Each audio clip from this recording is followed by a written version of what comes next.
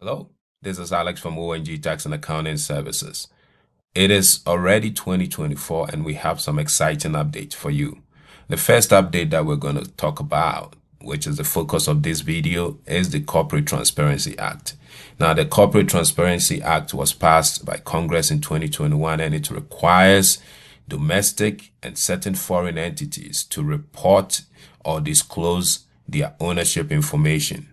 Okay, so we woke up this morning on January 1, 2024, and FinCEN, which is the department or the agency that has been tasked to collect this information, they've already opened up the online system and it's ready to go. It's in full gear. So in this video, we're going to talk about where to find the forms to file, how to file it, and if you need help, you can always reach out to ONG Tax and Accounting and we'll help you out. Now, before I start off, let me throw a word of caution out there that this video is for educational purposes only. It is not meant to be a legal or tax advice. And if at any point in time you need a legal or tax advice, you should always consult with a competent attorney or a CPA who can listen to you and address your issues promptly and effectively. All right, so we woke up this morning with the news that US Beneficial Ownership Information Reporting Registry is now accepting reports. Okay, so this law basically, as I have explained, it was passed in 2021, and there are specific criteria or things that needs to be reported. But in this email, which is very short and sweet from FinCEN, it tells you that reporting companies. Okay, so first of all, let's just start from here. It says that the filing is simple, it's secure, and free of charge. Okay, so if you can do this on your own, it's free of charge. You don't have to pay any CPA or an attorney to help you out. Okay, however, some of these things can be tricky, so we always advise you to seek a competent attorney's advice or a CPA's advice if you're not sure of what you're doing, because like every other forms, this forms also comes with penalties if you don't actually provide the accurate information or you tend to perjure yourself on these forms. Okay, now let's move on to what this forms is about and who gets to file it. Now it says that reporting corporations, so this is something that you need to keep in mind. Reporting companies, okay, created or registered to do business in the United States before January 1, 2024. So we call these entities existing entities. Okay, so there are certain keywords you need to keep in mind as we get to talk about this thing. First keyword is reporting company. Okay. Second keyword that you need to keep in mind is beneficial ownership information, and then applicant information. So we are, for want of a better word, company applicant information. So I'm giving you three keywords: reporting companies, beneficial ownership information, and company applicant information. Okay. And the online system is actually open today and anyone can go on there and file for this report. Okay. So, but then the deadline for filing this report all depends on when, your company was formed. If your company was formed before 2024, then you have up until January 1, 2025 to file these forms. Now, doesn't mean that you have to wait till January 1, 2025 to file. No, that means that you can start filing these forms and forget about and get your hands off this filing requirement. Okay, this is a one-time requirement for you to file these forms. The only time that you have to come back and file this form and do anything on this form is when there's an update, when you want to update some information, such as information that you provided on the company, on the reporting company, or the beneficial owners information. Okay. Other than that, it's a one-time process. You only pay an attorney or an accountant one time, and then they file it for you, and that's it, unless you have an update. Now, let's go on to the second group of companies that are supposed to make a report to the FinCEN. Now, reporting companies that was created this year. When I say this year, if you create your company in January 1, 2024 into the future, so January 1, January 2, March 1, from now up until infinity, if you created your company from today, 2024, then you have up to 90 days. Okay, this when the rules was first set up, they talk about the fact that companies have 30 days. Now it's no longer 30 days because they've received comment from accountants and attorneys and other firms who were worried about the fact that 30 days is not enough, because certain issues that were raised was that in some cases foreign companies or foreign persons that form LLCs here in the US, because they do not have social security or ITIN, it takes them a long time to get the employer identification number for their LLC. So therefore, the 30 days is not enough to meet the deadline. Okay, so it was changed to 90 days, which is a good news for most of you, because at least 90 days is enough to get your employer identification number to be able to file these forms. Okay, so the issue is you have to know where you fall and your deadline. Okay, if you have an existing company that's already existing, then you have up until 2025. However, you don't have to wait till 2025. You can file now. If you form your company today, tomorrow, or in the future, then you have up to 90 days until this. You have about to 90 days to file these forms, and the 90 days start from when you actually formed the company and you got notification from the Secretary of State that the company is actually formed, and it can actually be seen on the Secretary of State website and other mediums that people use to check their company. Let's start right now. Let's just start by going through the links and showing you where you can find this report and how to report it. And as I get to talk through this, I will be sharing some basic definitions and some things you need to be worried about when you're filling these forms. Okay, now when we click on this link that was sent by FinCEN, and many people, if you've not added yourself to FinCEN update, you're not going to get this. So most accountants and attorneys have received this email. Okay, so it makes it easy to kind of figure out where to get the help. Now, when you click on the link, and if you're watching me, you can basically follow this link here, and then you can type it in or just search for US Beneficial Ownership Information Registry, and just search for it and you'll find it. So when you're here, and if you want to read, you can still read it. So it talks about existing companies, which I've already talked about in the deadline. It talks about newly created or registered companies. I've also talked about it. Okay. Now, if you want to file a report, you click on this link or just search for it. Okay. When you Google beneficial ownership information, I'm sure you'll be able to come to the direct website, but make sure that the website you're on is fincen.gov. Okay. You don't want to be, if it's a private website, it's more likely you're going to pay. Okay. And in most cases, I would even advise you to pay a competent attorney or CPA to help you fill out these forms. Okay. Don't think you can do this all by yourself. But if you happen to be able to do it all by yourself, wonderful. That's great. Okay. You get to save some money. All right. So when you're on this page, there are two things you need to be aware of. Okay. There is this where you can click to file your report right away. And then there's this link where you can click to create a FinCEN ID.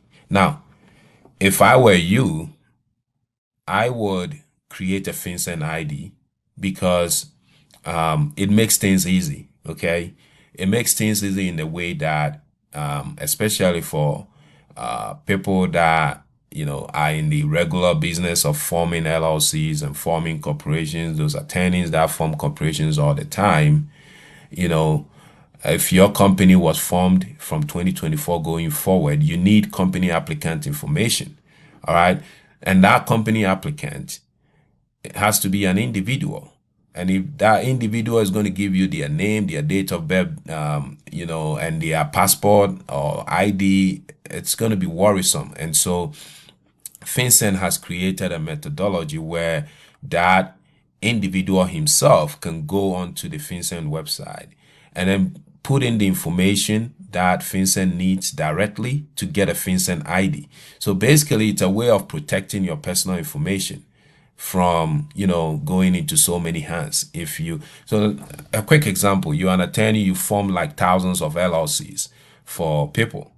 all right, for many people. And then this form just opens up, and then they will be asking you for applicant information. So in that case, you have to send them your name, your date of birth, and your the specific license that you want to use. So instead of doing that, you, the attorney or the CPA, can come here and create your own FinCEN ID. Okay.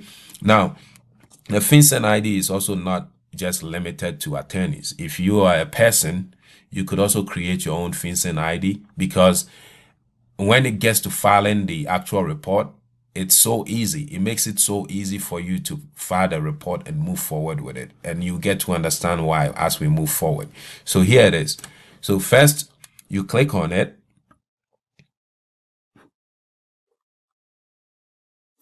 And then once you click on it, it takes you to this page. If you have a login, login.gov, you can easily log in into this account. So you're here, you log in, you click on login.gov. If you don't have an account already, you can create one. Okay, you just have to go through some authentication procedures and all of that stuff. But once you create one, you're good. But here, I already have an account, so I'm going to sign in. Okay, now it's going to send me a one-time code, which I will type into the system real quick. Let's see.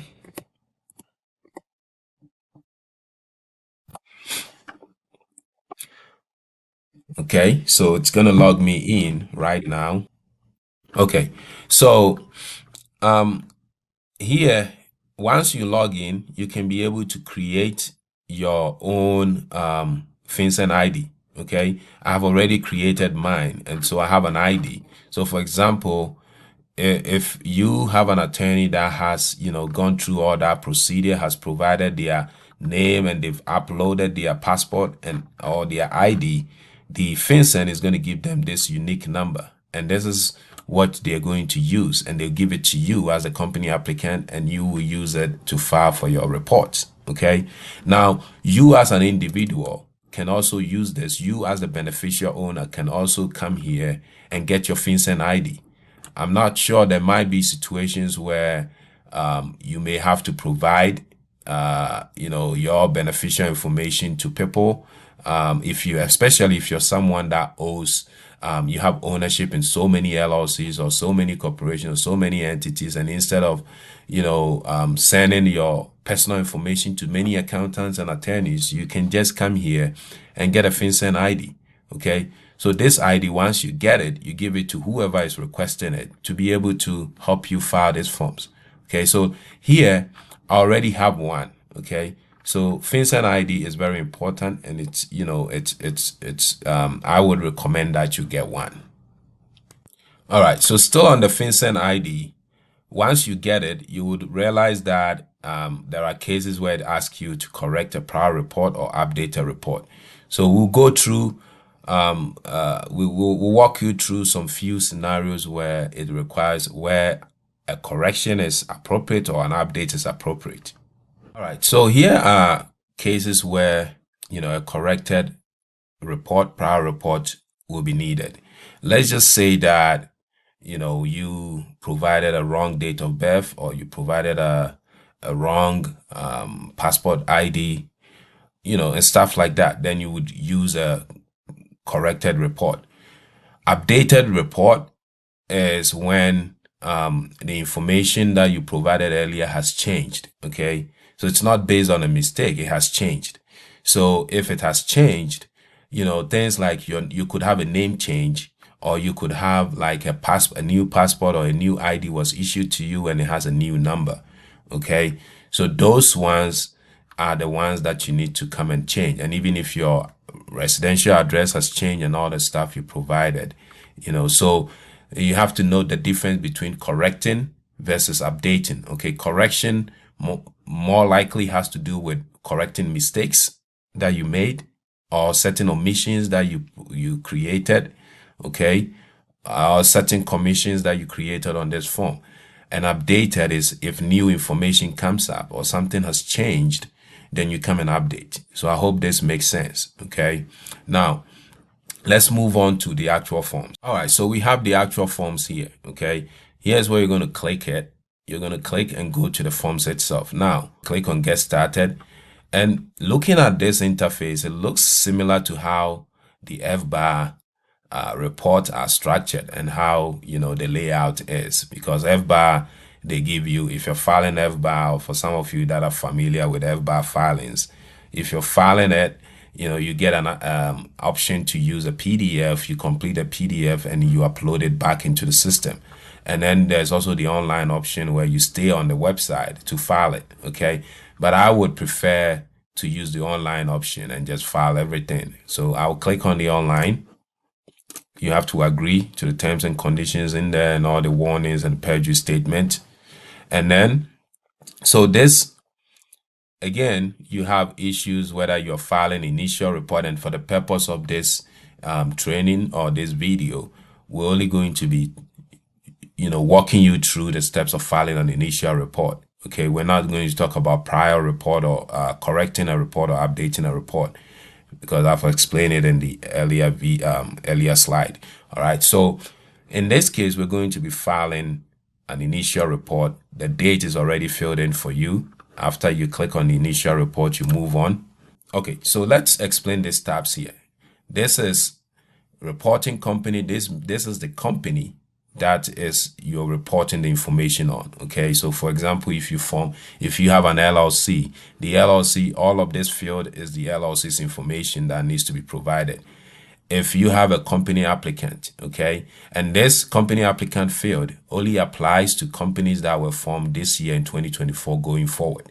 Okay, if you existed before 2024, you don't need to get there. And then beneficial information, this is information about you, the person that controls the company, or you have significant influence over the company. But we'll go when we get here, we'll show you the slide that defines the beneficial owners, and then you decide it for yourself whether you're a beneficial owner or not. Okay, and then finally, when you're done, you submit it. So let's move on here to request for FinCEN ID. So this box is requesting reporting company to check this box. You can check it if you want to request for. So let's walk you through, in an article I made, I talk to people about, or I explain why a FinCEN identifier is important. Okay. And these are some of the reasons why, and I've already explained them, that for data security, individual may decide not to send their personal information to a reporting company, but rather prefer to file that data with FinCEN directly. So that's where we showed you that if you don't want to provide your private information, then you go to FinCEN, you apply for the FinCEN ID, you get it directly. Another reason why people may, get the FinCEN ID is that, that person may be identified as an owner of numerous reporting companies. Okay. So if you have like 20, 30 reporting companies under you and everybody is asking for your private information, then it makes sense to come and get a FinCEN ID. And sometimes when the reporting company is not directly owned by you, but it's indirectly owned through another entity by the individual. So let's say you have an LLC, that LLC owns another LLC, another LLC owns another LLC. So there's a whole lot of structures, but then when we look through it, we can see who the owner is, right? So in that case, it also makes sense that you, the owner, actually get the FinCEN ID. And also for data security, okay? So FinCEN ID is important if you fall into any of these categories. All right, so at the reporting company side, you could request to receive a FinCEN ID. Okay, if you want to receive a FinCEN ID for the LLC or the corporation or the entity itself, you can request it whilst filling this form. Okay, otherwise you can leave this blank. Foreign pooled investment vehicle, if you fall into this category, you check it. But for the purpose of this video, I think it's far advanced for many of my viewers. So we're not going to talk about this. This doesn't apply to many small businesses that we deal with. Okay. So either FinCEN ID applies to you, just check it. But if you want to receive the FinCEN ID, just check it and move on. Okay. Now here, you're going to put your reporting company's legal name.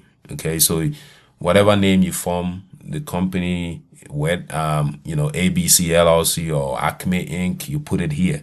If you have any DBA, you put it here. Okay. And then the next step is if you have an ID, if you have to identify the ID. So if you're a company, you're going to use EIN, okay? Corporation LLC, you're going to use an EIN. And then also the tax number, the tax ID, you're going to use your EIN here. If your company, if you don't have any number, you can check foreign. If you don't have the EIN or the SSN, ITIN, and you're a foreign company, you can check this one and then type in the identification number. After you've done that, you specify which jurisdiction the tax ID is coming from. Okay, so you specify the name of the foreign country. But in most cases, if you are not a foreign corporation, and you're a domestic LLC or a domestic corporation or stuff like that, then you should use your EIN, okay, and to file it. Now, someone will ask, why are foreign companies filing these forms? Now, it's not all foreign companies that gets to file this form, okay? A foreign company gets to file this if, for example, they've obtained a certificate of authority or they've registered to do business in any of the 50 states that we have or the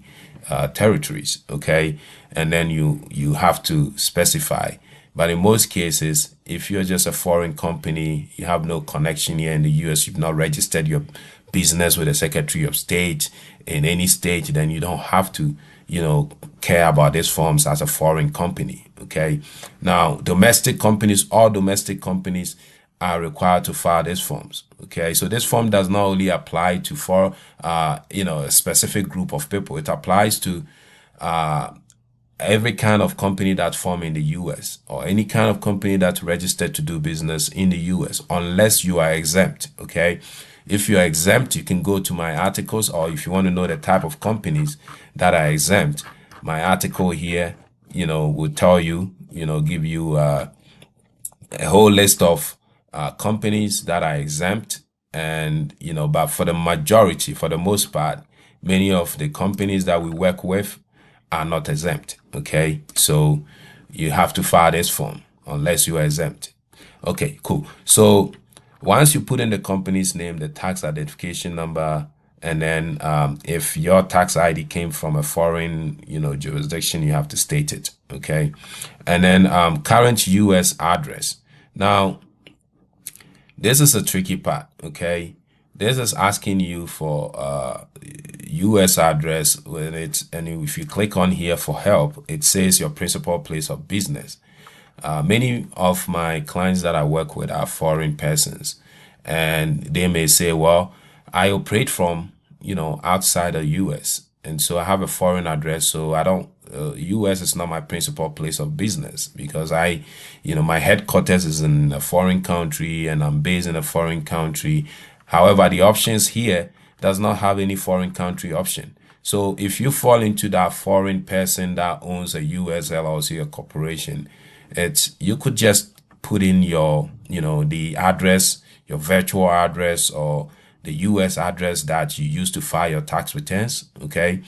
Or the address that you specified on the formation forms when you set out to form your company with the Secretary of State. But here, as you can see, it needs an address that's either in the US or any of the territories here. Okay, a foreign address is not an option here when you go through the drop down. Maybe as the system, this is the first release, so maybe as they start to get more comment from taxpayers and all of that stuff, maybe they would update and add foreign address to it. But right now, foreign address is not an option. Okay, so if you have an LLC, you should use an address that you use to file your information returns or tax returns, and it must be a US address. So I hope this clarifies it a bit. Okay. Now, if you, when you're done, you click on next. So you go to company applicant. Here, you're going to specify. Now, remember I told you that not all companies need to report information on their company applicant. And if you're a company that existed before 2024, you don't need to report company applicant. But you just cannot ignore this box here. Okay, so if you're an existing company, then you check this box.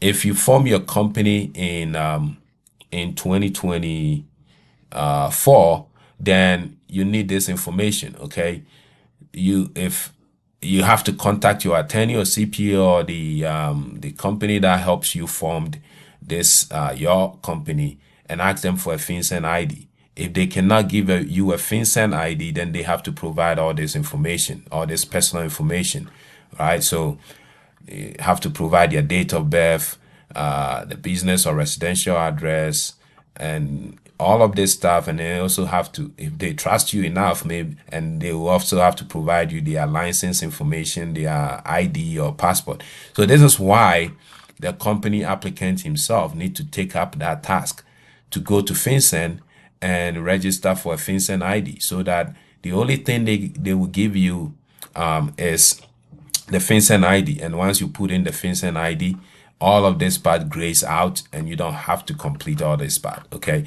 now for the purpose of this video, we're only focusing on LLCs that existed before 2024. Okay, so if you existed before 2024, you're not required to report company applicant information, and so you will just check this box.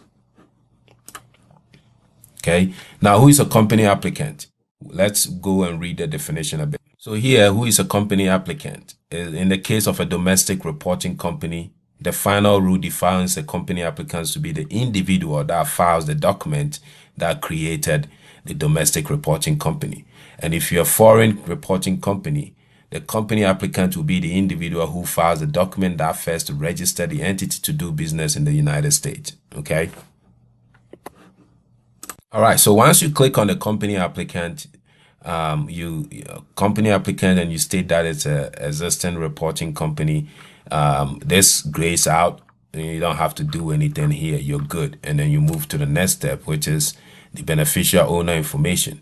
Okay. So here you're going to add a beneficial owner. Okay, so if you want to add a beneficial owner, you're going to click here, and then you add a beneficial owner. If they are more than one, if it's just if it's more than one, you click here. If it's just one person, then you don't need beneficial owner too. All right, so this one you could basically figure it out, or maybe don't complete it at all. You remove it. Okay. But if you have more than one, then you click here. But when you start out, the system already has information for one person for the start. Okay. Initially, FinCEN does a good job just giving you information for one person. But if you need more, you click here. Now, let's go in and see the definition of who a beneficial owner is.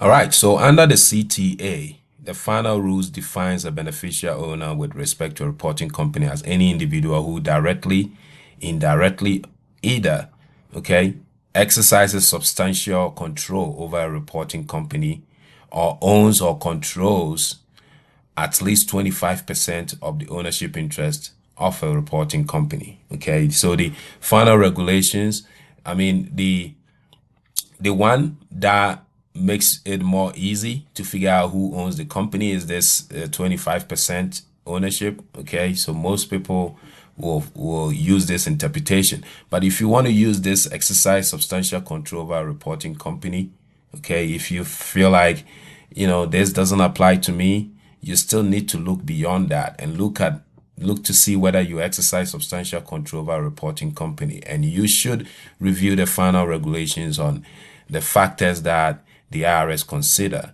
the FinCEN considers as someone who exercises substantial control over a reporting company. All right. Okay, so we are on to the beneficial information, beneficial owner. For the purpose of this video, we're not going to deal with issue where it's a minor child who owns an LLC or something like that. So we're going to leave this box blank. We leave this box as it is. Now, there are two ways you can report the beneficial owner information. You can either give the FinCEN ID, you copy and paste it here, and you're done. Okay, you're done and you move forward.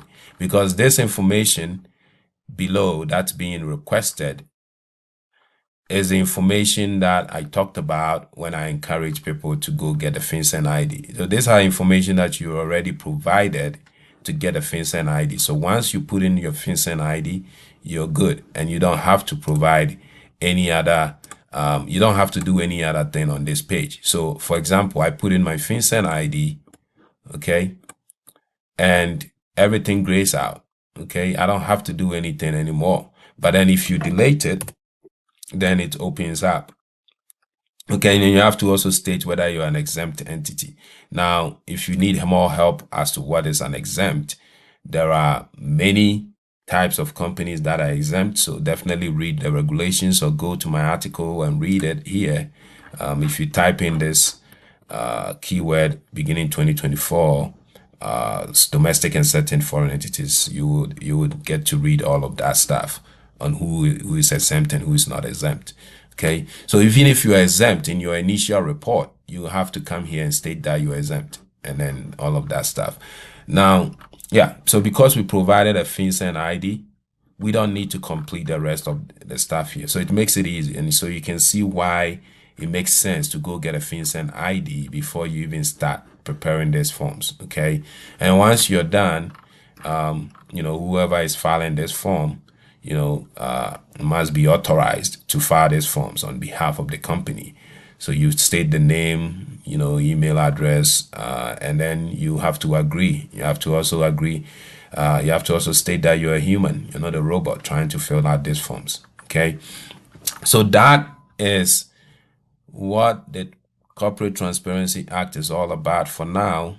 And I feel like FinCEN has done a very good job coming up with this right on time. So if you're looking for any help, definitely reach out to me, ONG Tax and Accounting Services, and we'll help you file these forms. Bye for now.